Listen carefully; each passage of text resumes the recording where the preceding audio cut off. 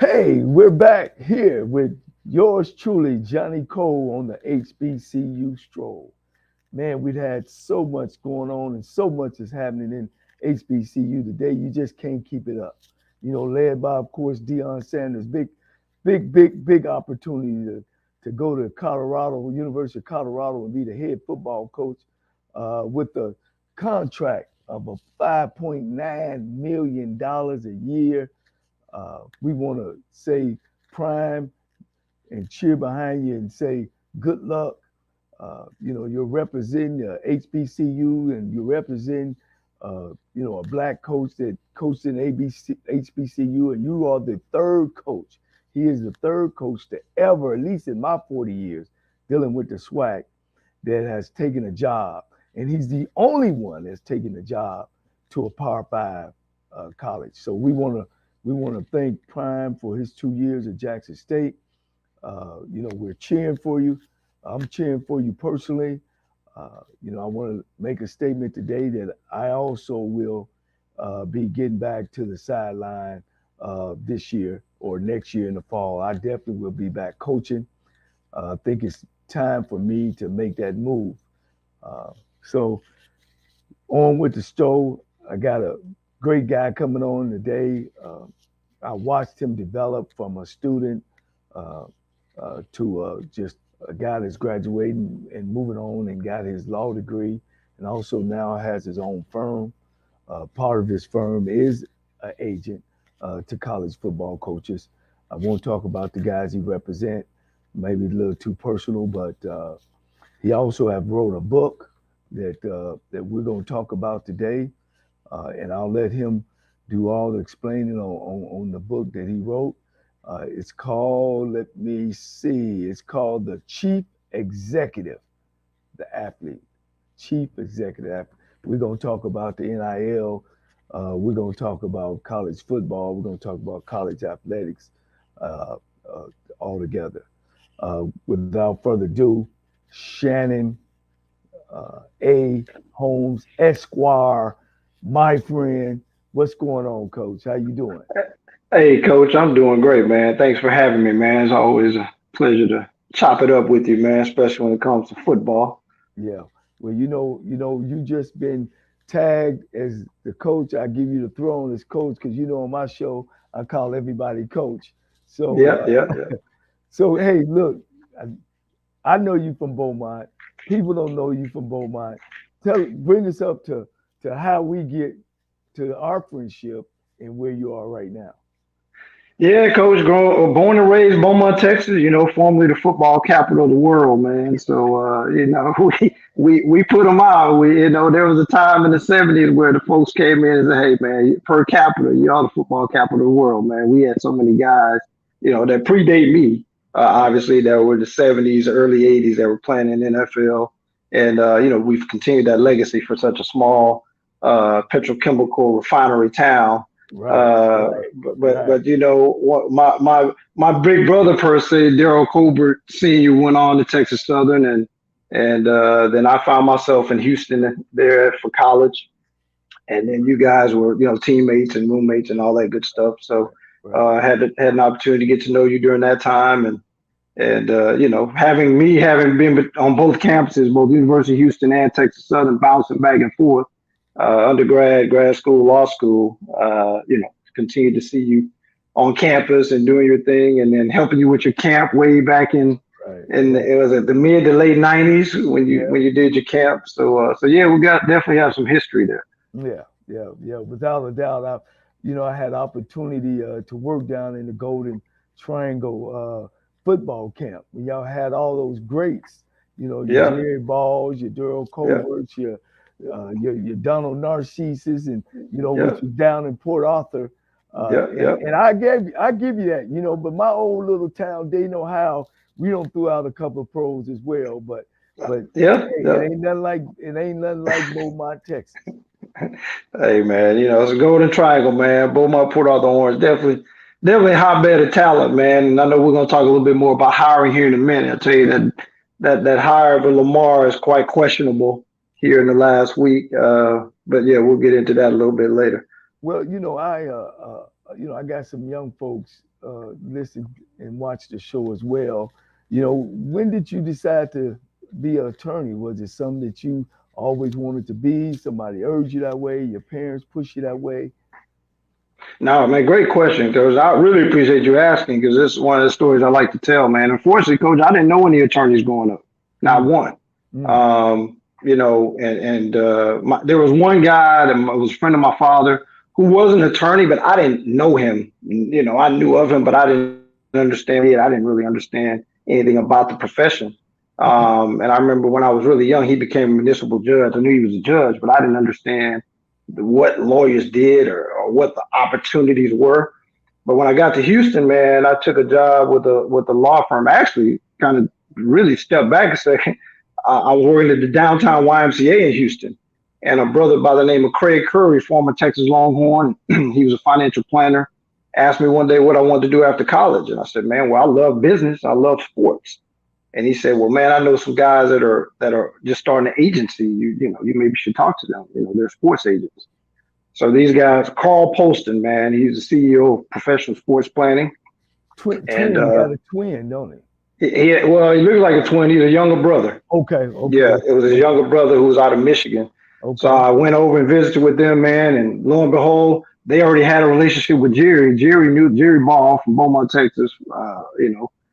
Former Detroit line, third round pick, played over at SMU. Was my Our back doors backed up to each other growing up. So I learned a lot about the game from Jerry. But they knew Jerry. Jerry put in a word. They hired me on the spot, and so I worked for this sports agent, man. Who again, it was Carl Poston was a black attorney. We were similar in stature, similar in color. And then I was able to really start to see that there was a possibility that this is what it looks like to be a black male professional black attorney. And so I kind of realized then that it was possible. But even after that, man, I went on to get my MBA, and I didn't pursue law school right away because I was pursuing entrepreneurial things and wound up with owning a mortgage company, had offices in multiple cities, multiple states, and I was going to go to law school as a bucket list item, just something I wanted to do. Checked off the list, and then the mortgage industry crashed, and I said, "Well, I'm gonna go to law school full time." And so I did, and got it done, and it was in law school where I decided that there was a niche that was missing from a black legal perspective, and that was representing coaches. Yeah, without a doubt. Some of the coaches, especially in my age group, or and older, we didn't know all about it. But the game has changed now. Yeah, It's more in hiring companies and, like you say, agents. They doing all the hiring behind the closed doors, and that's how people are getting these jobs. You know, right, but right. and so you was an athlete yourself. So not Yeah, only do you man. know the business side, you also know the playing side as well.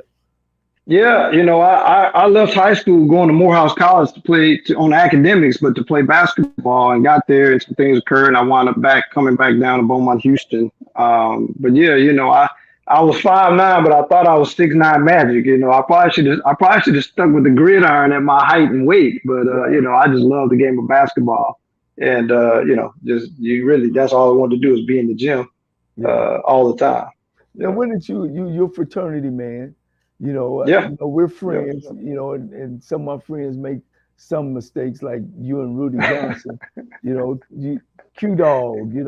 Hey man, proud member, man, Omega Psi Phi fraternity. Yep, initiated in Omega Theta chapter in spring of 1995, University of Houston, and continue to serve here in the Dallas Fort Worth area with Omicron Gamma Gamma chapter.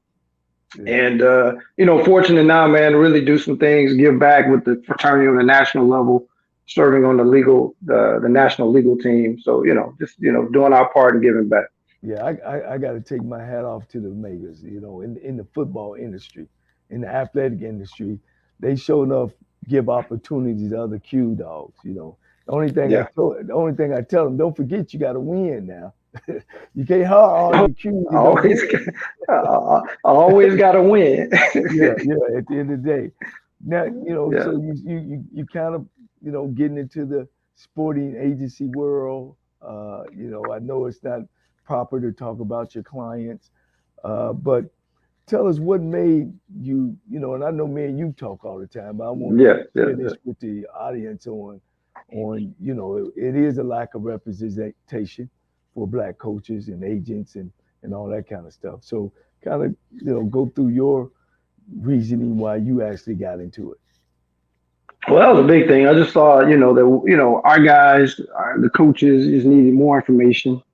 Someone who's really going to bat for our guys. Not afraid to speak out. If you look at any of my, the little social media I do, you'll see that I'm proud to be, an African American. I'm not afraid to make some of the comments, especially when it comes to coaches hiring, lack of representation. When you look at, we're at 70+% players in football. I think there should be more, college football should be more African American coaches, on the sideline. Right. And so I see that. I mean, I want to look at, I spent 20 years as a high school and did a little bit of some of the community college, junior college officiating. When I look at that sector of sports, again, the same thing, lack of representation.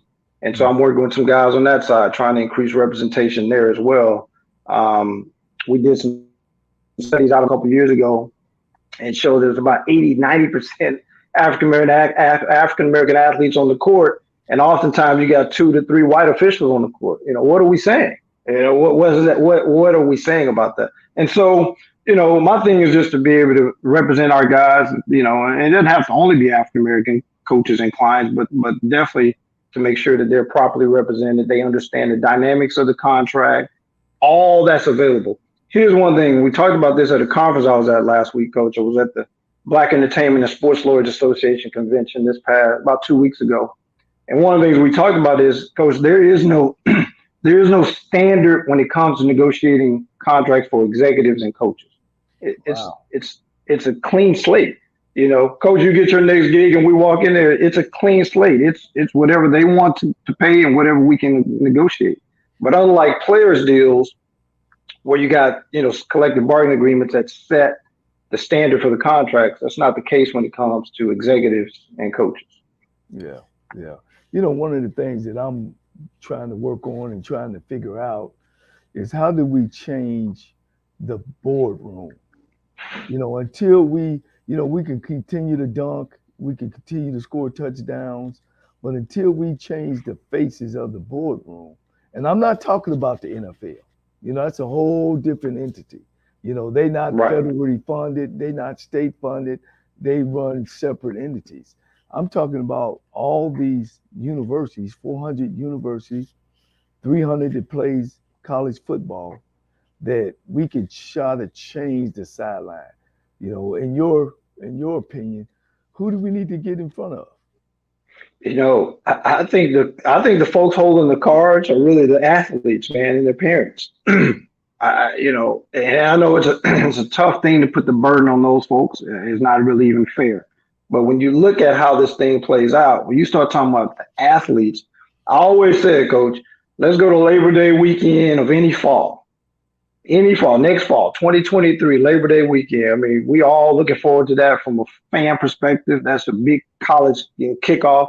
You take these African American athletes off these fields and these Power Five schools, and then we'll see a difference. You Wow. know, Wow. I really think that's where it lies.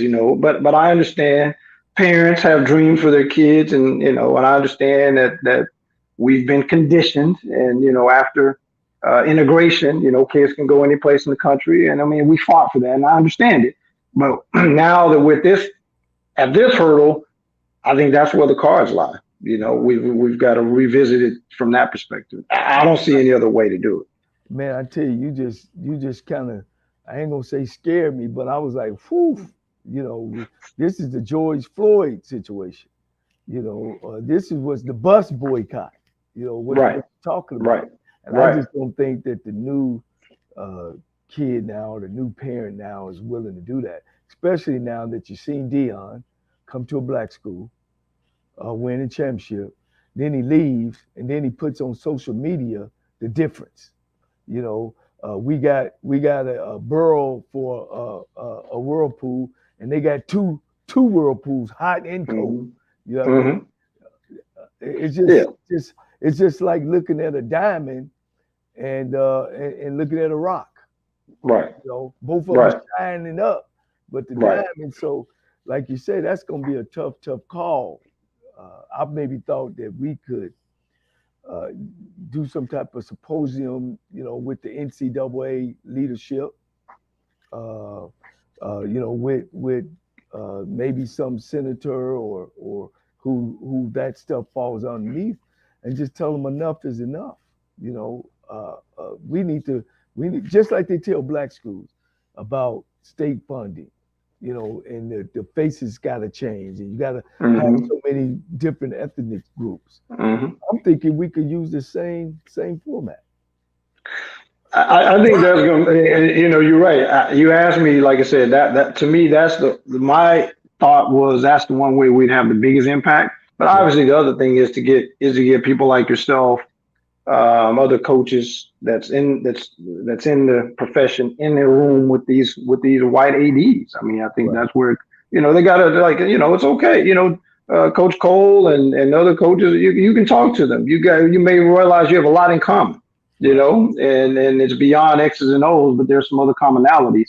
But I think that's the next best thing is try to get in a room with the those who are making the decisions, and it's not just the ADs. We know that. We know it's the alumni. We know it's the guys who are writing the checks that are gonna kind of have some influence there. Right, right, without a doubt. Now you wrote a book. I want to make sure that we get into your book so we can go. What kind of motivated you to put things in writing and write your book? And it's called Chief Executive Athlete. Chief Executive Athlete, pretty much saying you are your own company. Coach, you just nailed it. You nailed it. Like you read a little bit of the book. I appreciate it, Coach. Yeah, it's called Chief Executive Athlete: How to Run Your Sports Career Like a Fortune 500 Company. I mean, this just comes over years of just gathering information, but also hearing everybody talk about well, we talk about and we gossip about the athletes who've had a lot of money and lost money, or we look at guys who are not taking advantage of the opportunity and we talk about them. But I was like, well, what are we gonna do about it? We need to do something about it. A lot of guys just don't have the information. So it's not a big, thick book, but it's a book with some basic principles in it that gives guys, athletes, and the sectional coaches about how to run your career. You've got to change your thought process. You got to think like a chief executive officer of a company. When you make a decision on a Friday night, would you do it with that? Is that something a CEO would do? Or is that something you just want to do because you're an athlete? You feel like you can get away with it. But when you start to look at it from a company perspective, then you're going to make different decisions. The other piece is I start talking about looking like the companies with and or you're doing business with. And what I mean by that is I talk about in the book, look, you're not just an athlete running up and down the field. You're actually providing a service. You're Amazon providing a service. You're Nike. You're any company you're providing a service to a team. They're paying you for that service. You're a company. Right. Coach, the minimum salary this year in the NFL was right at nine. I think the last guy who made the 53-man roster was about 974,000. So Yeah. with workout bonuses and this and that, you're a millionaire, just making the team. And so that's the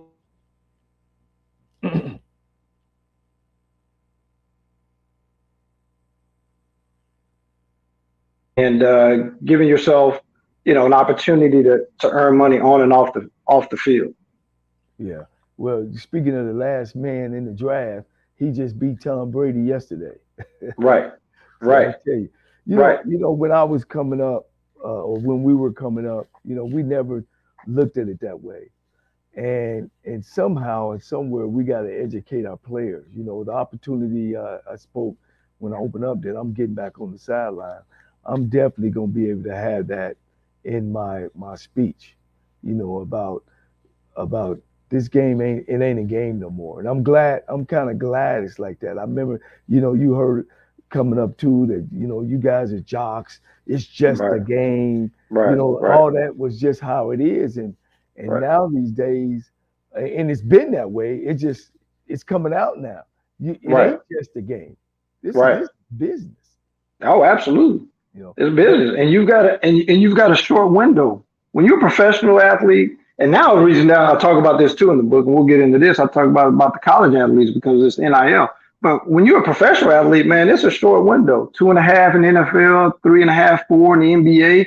Yeah, you can go overseas. But again, you've got to maximize the opportunity. I consider it an economic springboard. Coach, remember back in the day, we go to the pool, you could bounce on that diving board as many times as you want before you jump in the water. Yeah. That's how I see professional sports. If you play well, perform well, you can earn as much as you can during that time, and it springs you and your family to new levels if you take advantage of those opportunities. And Right. so that's kind of how I view it, and just my way of trying to get guys to just think about their decisions and position themselves for success. Well, I'm gonna put you on the spot. Why be an agent of coaches instead of players? Why did you choose the coaching realm instead of the player realm?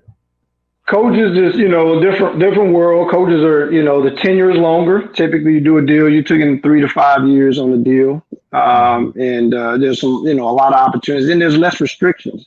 I could have easily become an agent, gone and taken the test and gotten certified, but I represent a number of players now on all their off the field stuff. So I'm still involved with athletes. I'm just handling all their business stuff, not negotiating their contracts per se, but I'm still running their companies, setting up their companies, their nonprofits, and that type of thing. So Yeah. I get, and I can go in any locker room right now, coach. I can be on the bus. I can be on the bus with your team. I'm just a lawyer. I'm not an agent, so Right. I don't have Right. those restrictions. Right. Well, definitely, you more than welcome. When I get that opportunity, we've already talked about that. You know, Yeah. so so it's a lot easier to deal with the coaches. Uh, like you said, long tenure. You know, now is it the negotiation part? How do you go about that? Do you got other contracts in front of you? You talk to with your client. How does all that work? Yeah, you have like I say, it's open season when you're talking about a negotiating executive or coach's contract. It can be as much or as little as you can agree to. But yeah, typically you're looking at what the peers are making, and what's happening in that particular conference, what's happening, what happened before, and what's happening with deals. Like now, if I was involved with the negotiations now, we just had 19 jobs filled. What are these guys getting? And what are your client? Who is your client? What does he or she bring to the table? So, it's just a matter of looking at all that information and then determining, what's in the best interest of the client at that time. Yeah. We talked about it. There's been 19 jobs open, 19 college football jobs. Field. Well, Field. field. Yes. Yeah. And only one that we know of have been filled by African American. Right. And he's the most popular Right. right now. And we got our people, our race of people, a few. I ain't gonna say few, a lot. Right. Just, Right. Right. just, just going at him like like it ain't no tomorrow. And right up underneath your nose, there's other black coaches that's not being hired and not given the opportunity, and we say nothing. Nothing. Right. Is that cultural that we just so hard on each other? It was some wiggle room, about Dion. He used the God and all that, but if you bought some of that, if you bought some of that, you bought some bad goods. But people that knows the game, that knows that they're not saying that he was there to lead. He gave it his best. His best was outstanding, and some folks come along with some more money, better opportunity for him and his family. He has to do that. He owes his family that. Well, I see it even different from that, coach. And I see it a little different from that. I think, first of all, I'm happy for Dion. I'm super happy, super excited. I can't wait to see what he does. But I see it a little different. If you look back at the history of Deion Sanders, he's always been totally competitive. I mean, we look at his history as an athlete. We saw him progress from high school, competitive in multiple sports. College, he was in multiple sports. In the pros, he was in multiple sports. And then when he, retired, he started coaching youth football, and they went on to win what some people consider a mythical national Little League championship, playing the likes of Snoop's teams in California and others in Florida. So he won that. I mean, he's coached in private high school here in the Dallas area. They won 2 or 3 state championships. He won the SWAC. He's won 2 SWAC championships. Looking to finish off with the Celebration Bowl. Dion wants to be he wants to be at the level of Nick Saban. He wants to win the college championship. He wants to see if what he does is good enough to win, in the CFP, at the playoffs. And so I just think there's nothing else he could do but go up to see if what he does works at that level. I think also he brought a lot of attention to the HBCU, specifically to the SWAC. A lot of television time, a lot of additional resources. Jackson State's walking away with a lot. Right.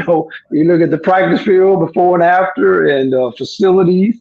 Now, the challenge with them is how can they keep that momentum going? Right. When you lose such a big personality as Dion. But I mean, again, I think it's all about him just attempting to win the national championship at the highest level and being in talks with the likes of Nick Saban and Dabo and those guys, and we haven't had an African American coach in that discussion, coach, since this thing started. No. So I think we all, contrary to what's being said, I think we need to get behind Dion, especially when I checked this morning, coach. I just checked before we came on.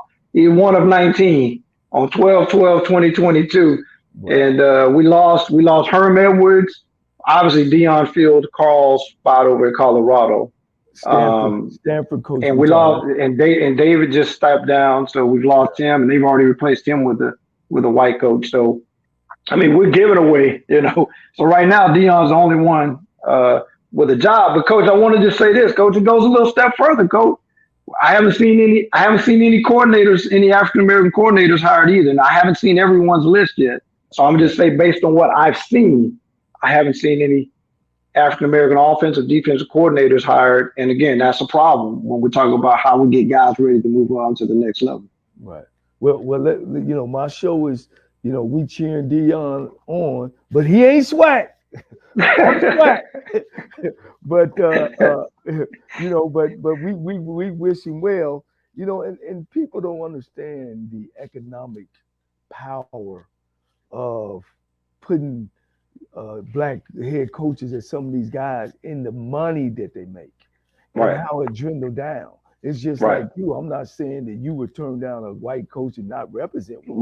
Right. No. The chances of representing a black coach, which goes to your family, which then you donate your stuff to, the little league things that I know. We coach the little league team. Right. And that's the economical value that we as blacks don't see. We can't hate on Dion like that. We need to inspire him. No, I mean, Dion's fine. I would imagine Dion's fine financially. I don't know the man's finances, but I would take his word that he's fine. I would imagine he is.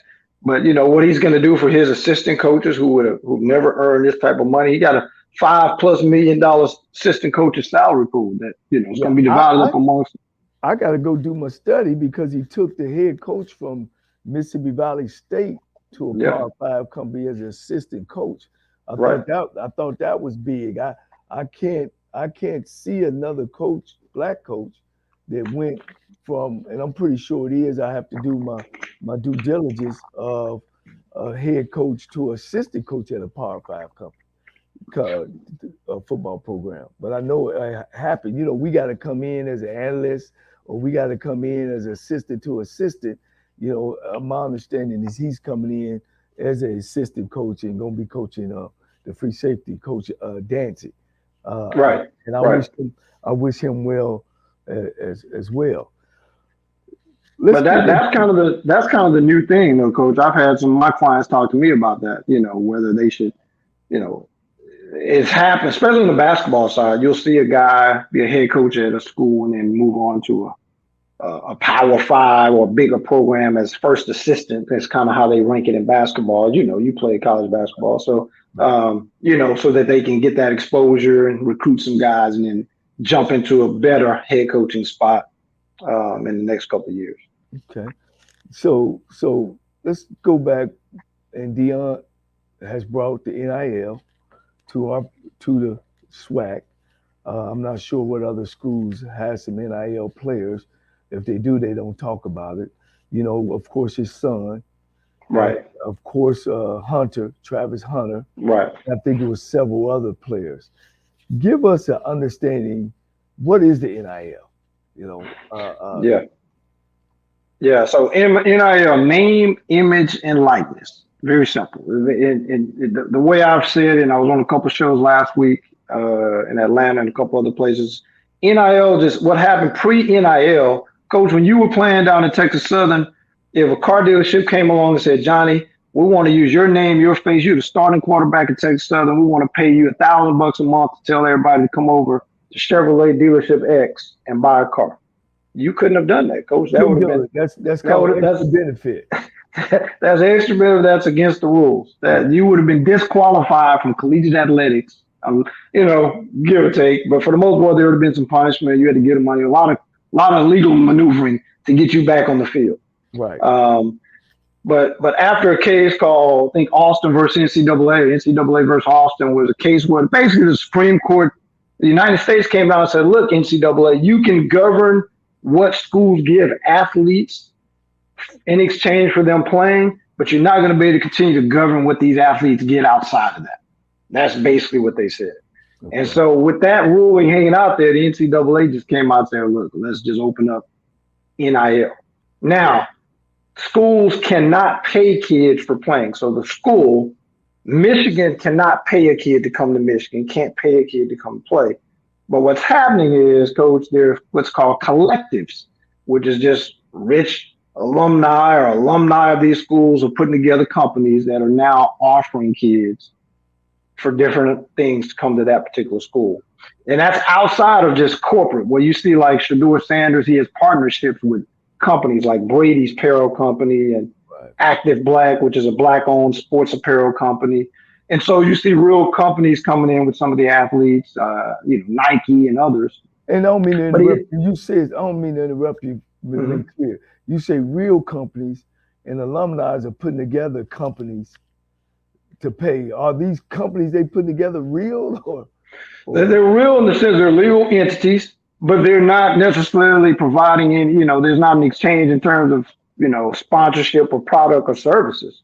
Whereas like Shedeur, again, he's representing Brady's company. You can see him doing commercials with Brady's gear, right? So there's an exchange, but in these collectives, there's no exchange. There's just, if you come here, this collective is going to pay you to come here.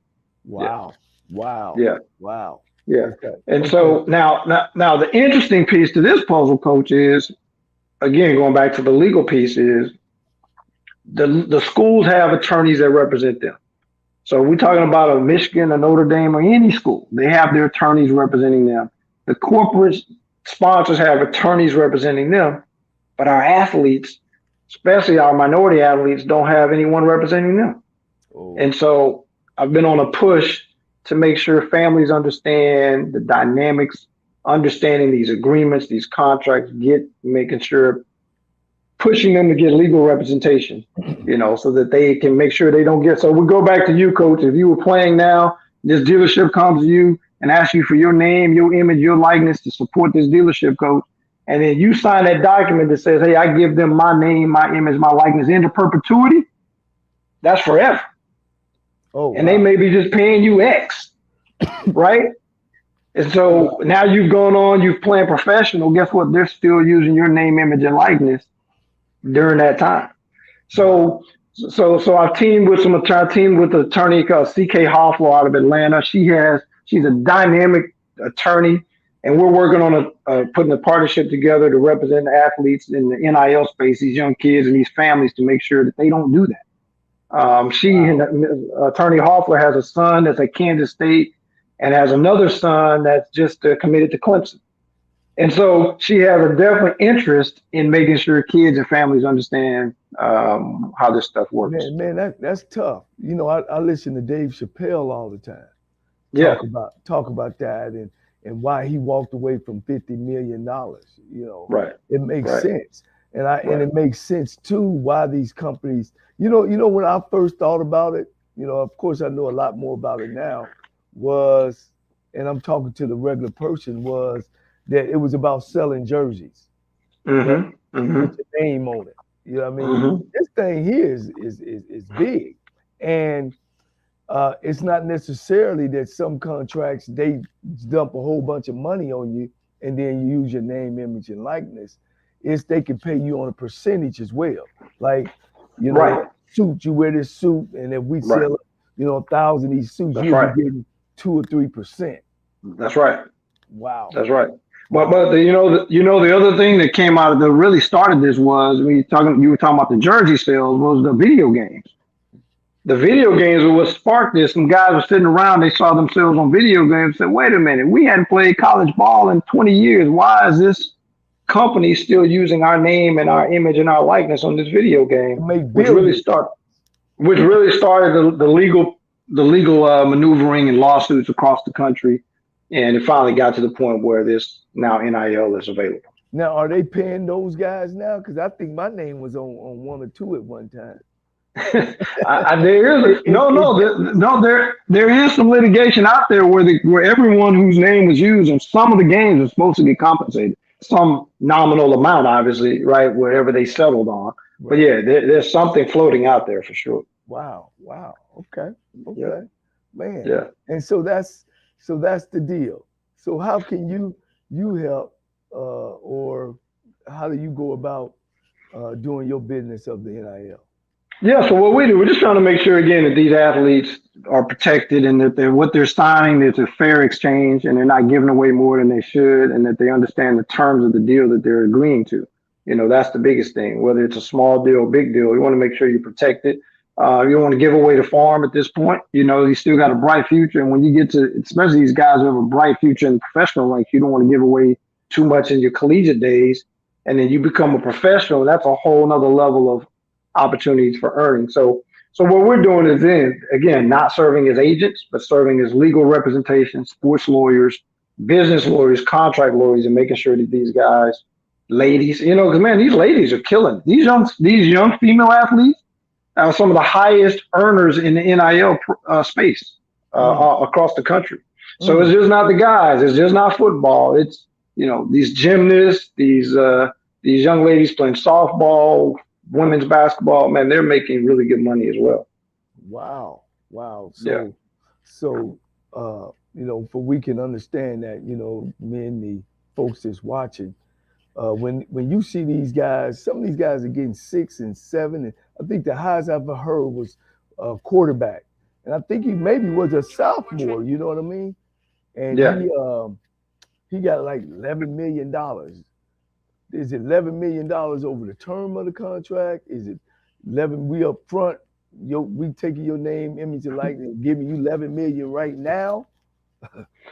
I didn't see his deal, so it's hard for me to comment. But I can tell you some of these others, the $1 million, the 1.5 million, the 2 million, a lot of that money is right up front. These Wow. folks are getting money. Yeah, I mean, it's changed the dynamics and landscape of college athletics for sure. And as you know, coach, you know better than I do. You probably have a better understanding of this whole transfer portal and what that looks like when you're trying to put a roster together. But between transfer portal and NIL, I mean, for a college coach, that's a different way of analyzing your roster. You It's know? it's it's a nightmare. Yeah, It's a yeah, nightmare, coach. I mean, yeah. you got top players leaving schools. Like for instance, you get a kid that come from nowhere and then lead your team in receptions, become all American, and he look around. Well, man, I'm going in the portal. Man, I'm going to get me an NIL, and Coach, then and he guess what? he jumps. Coach, guess what? That's happening. They're talking about guys who could possibly play in all 3 to 4 of the 5 Power 5 conferences over their 4 to 5 year career. They could literally go from place to place. Coach, and if I get 1 million, 2 million, I really don't need your scholarship, coach. Right, right. So I can get And a if I do million my here and money a right, million there. yeah, if I do my Yeah, money right, I ain't got to play in the NFL. I ain't got to play in the NFL if I don't want to, but I really don't. I don't. So that's one scholarship, coach. You don't need to give me. If I pick up a million, million and a half, 2 million in NIL money, and I want to come play for you, I can come play. You know. Whew. Man, what does this look like at the end? Well, let me I tell don't you know, my let man. me tell you my thing. And of course my lens are coaching. Right. The day of the disciplined coach is coming to an end. You know, Wow. It's almost like the prisoner's gonna run the prison. Sounds like to me. I always thought that the NFL, instead of opening up just that broad, is that just pay the players. You Mm-hmm. know, if you're on the roster, you know, up in the Division One is 85 scholarships. You know, one double A is 63 scholarships. Then give them a stipend, 4, 5, 3, 4 grand. Everybody on the team, because now you got a quarterback making $1 million like Alabama Bryce at Alabama, Mm-hmm. and then several other players are making nothing. Mm-hmm. And That's I right. think the immaturity, not saying this is happening in Alabama, but the immaturity of these kids making this kind of money, and I'm driving a Rolls Royce or a Lamborghini, and you walking, you know, I just Yeah. because you know, I seen where we used to get a 1A player come on the football team with all these guys just didn't play, and then he has to go through that, you know, you ain't bad, you ain't, you know, and Right. there's a clash, and as a coach, you got to keep your eye on that. I Right. don't know, what does this look like at the end? No, I think you're right. And I think what we've been saying from a legal perspective is uncharted water. We don't know what this is going to look like. We don't know where it's going. I think it's going to continue to evolve. Whether they rein it in a little bit or open it up more, I don't know. But I think it's just going to continue to evolve in some way. And there's no, I don't think anyone knows what this exactly looks like. I do think there's going to be a question about profitability for a company. You know, whether or not it's money they just expense out and say, hey, we're going to throw out X amount per year on this, and we don't really care if we'll get a return, or if this is money they're putting out that they expect a return. I mean, I think that's going to play a role at some point. Well, I think that's why, you know, if these black families are listening to this, is this that's why you got to go out and support your HBCU schools. You know, you know, talking to some people, think that this NIL deal is just going to make HBCU schools get that much more less talent. You know, because the guys who got the talent and the guys who get the talent is going to leave. If he come in the SWAC and Mm-hmm. play and does a great job in some school, like, hey, they can recruit your kid right off your campus. Mm-hmm. That's what's happening. Mac Brown, coach of North Carolina, put out an article the other day that talked about that. He said he's got guys getting calls, you know, his top guys, you know, one of the guys told him, they go, yeah, I'm getting 7-figure offers, coach, but I'm gonna stick around, you know, I like it. But yeah, you know, guys, like you said, that's happening across the country where guys are being recruited right off the campus. But I've always said, you know, coach is good. One of the concerns with everyone was the haves and the have-nots. But to me, really, I mean, you know this business. The haves are going to be going to the have schools, and the have-nots, you know, it's still going to be the same with respect to recruiting. Right. You know, you get the Travis Hunter situation. Yeah, that's a needle in the haystack. But for the most part, you know, we know the types of guys are going to go to the Power Five schools and the type of athletes that are going to go to the other schools. I mean, I don't think that's going to change too much. Right. Right. You know. Man, you know, I've always watched you. You know, you've always been a smooth, very intelligent, very intellectual guy. Man, what drives Shannon Holmes? Shoot, Esquire. man. What drives me is these 10-year-old twins I've got, man. You know, just try to, you know, man, just really trying to forge a path for them and make sure that they have any and everything they need to be successful in life. And, you know, that's really my thing. Beautiful wife. You got a chance. Beautiful. Yeah. Yep. Yep. So my wife, man, just trying to put a family, you know, keep our family going in the direction again that we put some things in place for our kids can have what they, you know, have some fulfill some of their own dreams. And, you know, really, man, just trying to make sure all my dad's hard work pays off. You know, my mom and dad sacrificed for me. So making sure that they get a return on their investment. That's Yeah. really what drives me. You got a brother that if you seen him, you wouldn't know y'all apart. Yeah. You know, that Yep. you know, I had the opportunity to meet and hang out with. Uh, he's a great guy. You know, man. I tell you, Yep. where do black colleges go? Where do Jackson State go from post Dion? You know, man, I think you know, Mr. Robinson AD down, he's got his hands full trying to figure out you know, who to hire, you know, but I think they've got some great momentum. And Jackson State is it's historically a great program. You know that. I know. I mean, those of us who study the game, we know that ain't no place that he, just made magical. I mean, they've always been a great program. I think they just got to build on that, man. They got to find the right fit, and I hope they do. I hope they do. Yeah, yeah. I know. I seen they put a list of 15 out. Oh, Uh, did it? Okay. yeah, that I read. I'm disgusted that my name wasn't on there. You know, but Yeah. hey, that's that. Hey, they look. That's the fleas that come with the dog, man. Right. Right. You know, Right. but you know, of course, we talk a lot, and the biggest issue is how black coaches can break that glass ceiling over the top. And I know you were talking at one time about is this certain offense that some of the black guys can know.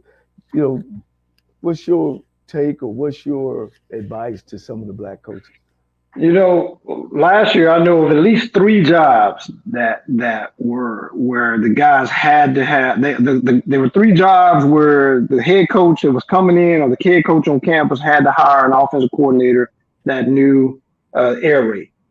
Yeah, There was demand from AD and above that hey, whoever you hire has got to be an air raid guy. right. So my thought was, hey guys, let's get some brain trust together. And the guys I represent, I don't represent, but African American coaches, hey guys, we got to learn the air raid. We got to know the air raid in and out. And you got to tweak the air raid and make it appealable to whoever you're in front of. But if that's what they're looking for, and we're not in a position to make the decision on hiring, we got to be prepared for that interview or prepared to talk about that offense. So, again, I'm not saying that that's the way to go. I'm just saying that's what was happening last year about this time, where there were job openings, but the candidates had to be really efficient in the air raid. You know, Yeah, yeah, and coach. The other thing I'll say, and I'm not bashful saying, guys, we got to hire our own. You can't get these jobs and not hire a young. Let me just be clear. The Hugh Jackson Art Browse, I was totally opposed to that. I'm sorry, Grambling folks. I was opposed to that. Art did what he did. Hey, Art, I hope the best for Art. But Hugh's been offensive coordinator in NFL. You mean there was no young brother Hugh had trained in 20, 30 years of coaching that he could hire in that spot? Come on, man. I just don't understand why we continue to feel like they are better at coaching than us. I mean, I think we've got to overcome that. I mean, I'm not saying I'm not racist by any stretch. I just want fair. I just want opportunities. I want our guys to have those opportunities. You guys play. You guys block, run, throw, catch, tackle, and then once you're done, you're limited in what you can do in the coaching profession. Something's wrong with that picture. Man.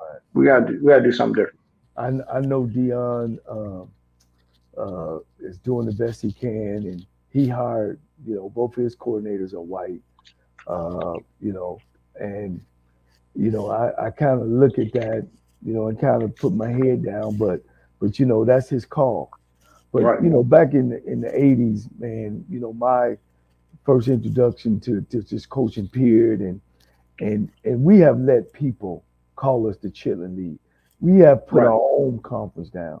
We Right. look down our own noses. We've destroyed coaches, for mistakes they've made, and uh, we just can't do that. And Right. you know, I said earlier about the Omegas.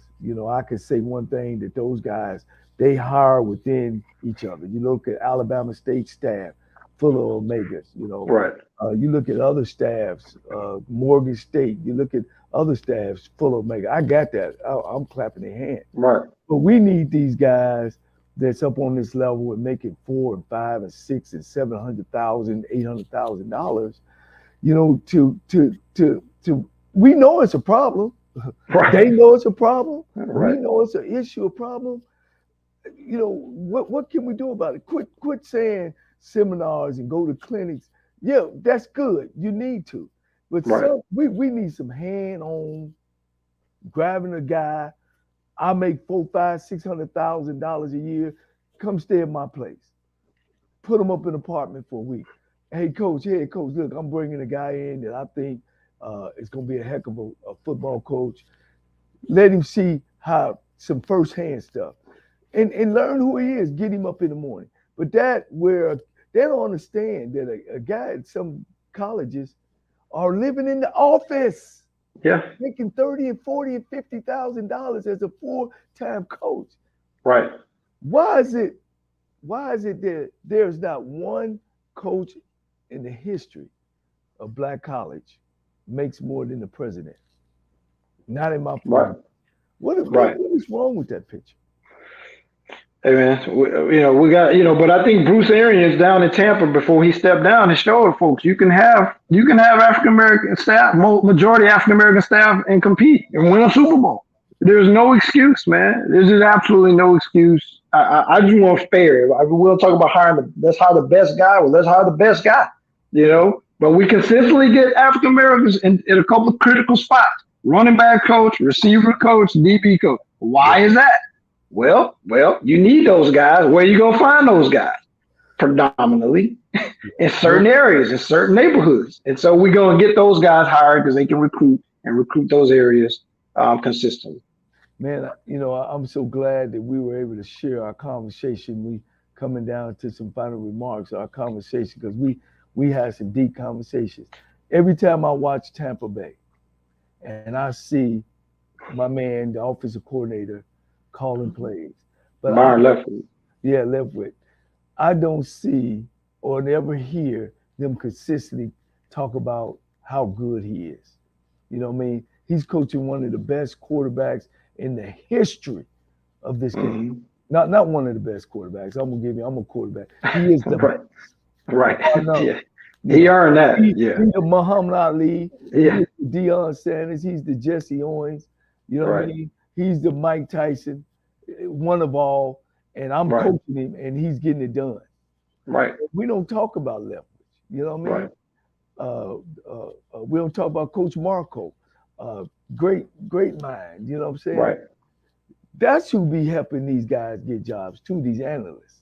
Right. Oh, absolutely. Yeah. Yeah. When you hear it on TV, it starts to, you keep hearing it, you keep hearing it, you keep hearing it. Then next thing that's guy, he's the next guy, and so that's who we find that's hired.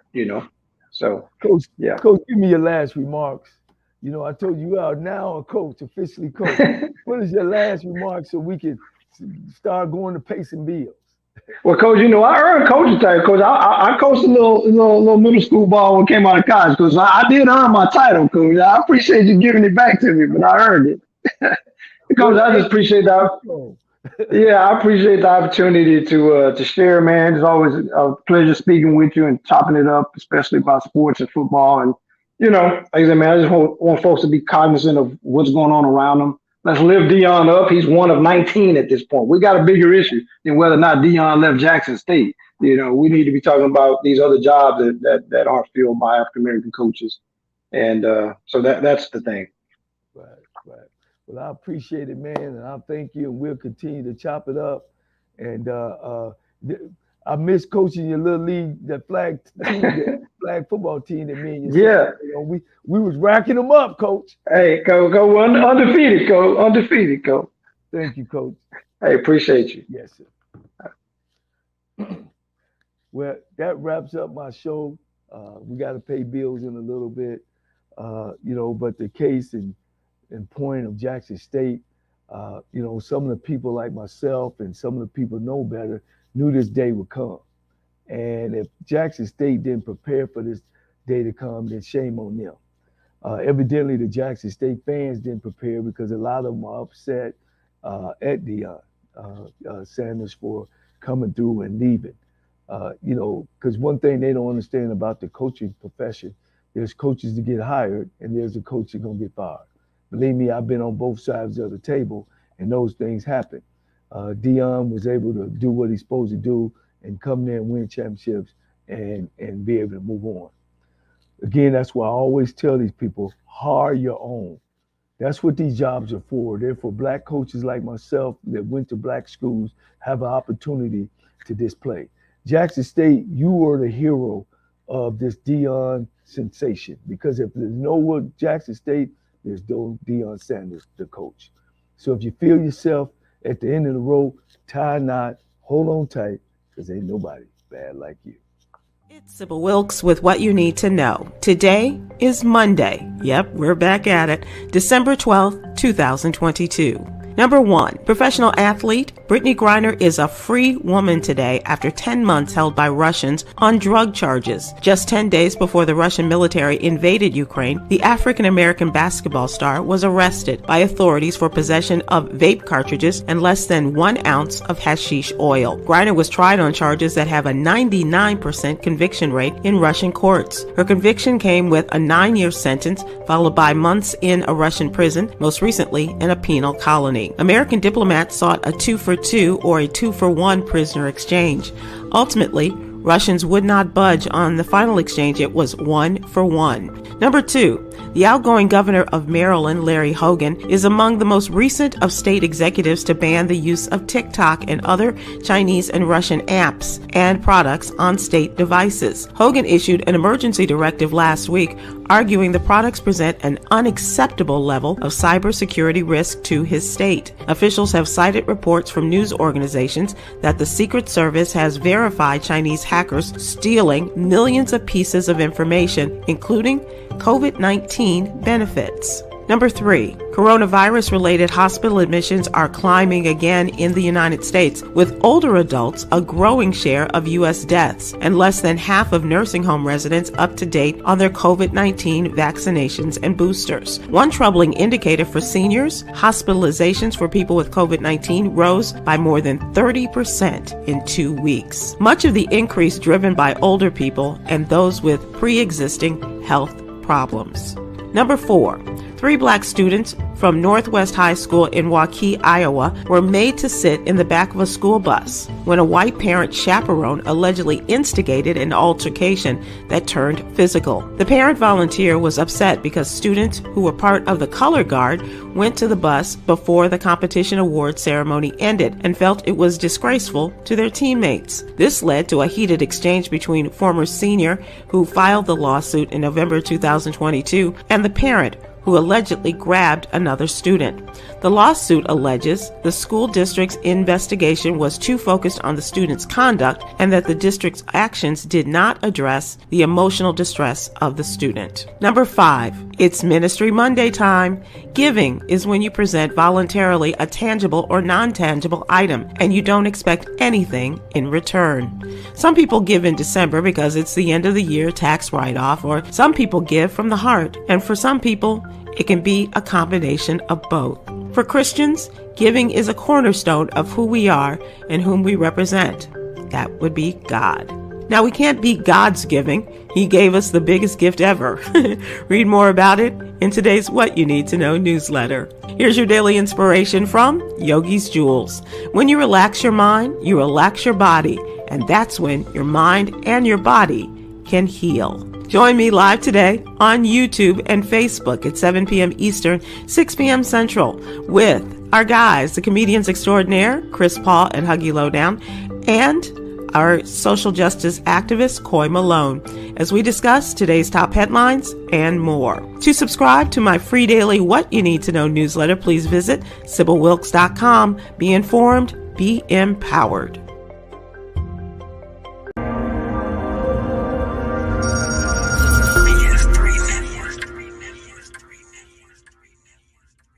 BS3 Network, changing the way you watch TV.